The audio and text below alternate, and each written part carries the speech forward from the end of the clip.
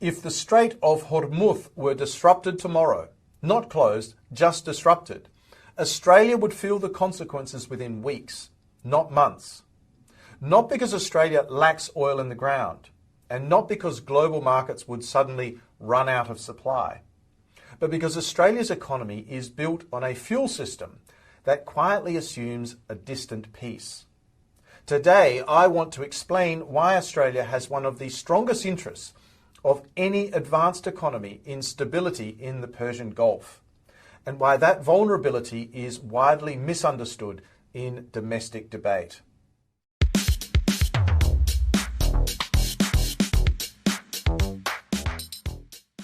In my previous 2 episodes on this topic, I examined Australia's liquid fuel security from a structural perspective. I looked at how much fuel Australia consumes, how little it produces domestically, and how dependent the nation has become on imported refined products following the closure of most domestic refineries. I also looked at storage levels and effective fuel cover, which, depending on the fuel type, often amounts to just weeks rather than months of supply. Those episodes established an uncomfortable baseline. Australia has very little margin for error. And what I want to do today is add the geopolitical layer that sits on top of that structural exposure.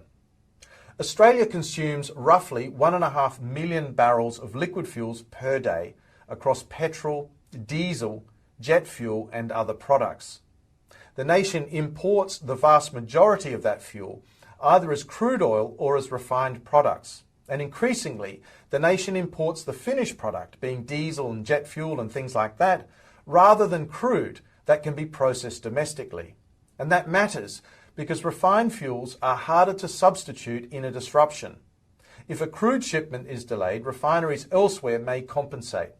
If refined product shipments are disrupted, alternatives are much more limited. Australia is therefore not just exposed to oil prices, it is exposed to physical availability.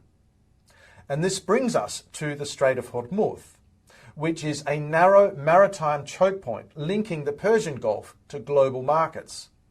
At its narrowest point, it is only a few tens of kilometres wide. Yet roughly 1/5 of all globally traded oil passes through this single passage. That alone should signal how fragile the global energy system really is. Importantly, disruption does not require a total closure. Naval incidents, missile tests, drone activity, or even heightened rhetoric can change behaviour. Insurance premiums rise. Shipping schedules change. Some vessels simply stop moving. Energy security does not fail only when oil stops flowing. It fails when confidence collapses. A common response is that markets will just adjust. And over the long run, they usually do. But fuel security is not a long-run problem. It is a short-run problem. And in the short run, ships cannot be rerouted instantly. Refined fuel cargoes cannot be conjured on demand. And countries compete for the same marginal supply.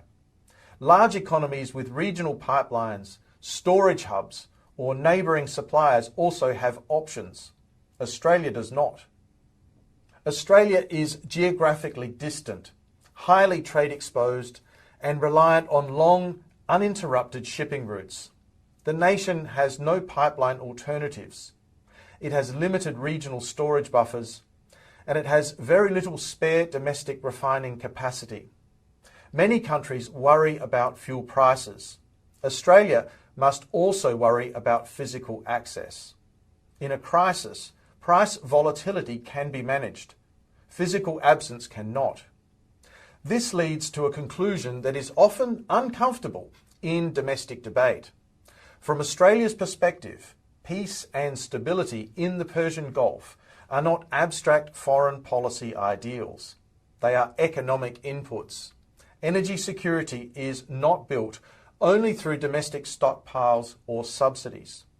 It is also built through diplomacy, de-escalation, and the maintenance of open maritime trade routes. In today's energy system, peace itself functions as strategic infrastructure. Australia should absolutely invest in greater resilience at home. But it must also be clear-eyed about the global pathways it remains dependent upon. In that world, peace in the Persian Gulf is not a moral abstraction. It is a material economic interest. So what do you think? Please let me know in the comments section below. If you've enjoyed the video, please press like. If you haven't already done so, subscribe to the channel. It's really helpful. On that note, I'd like to say thank you very much for your attention today, and I look forward to seeing you again soon in the next episode of Climate Mundial's Energy and Climate Weekly. Bye for now.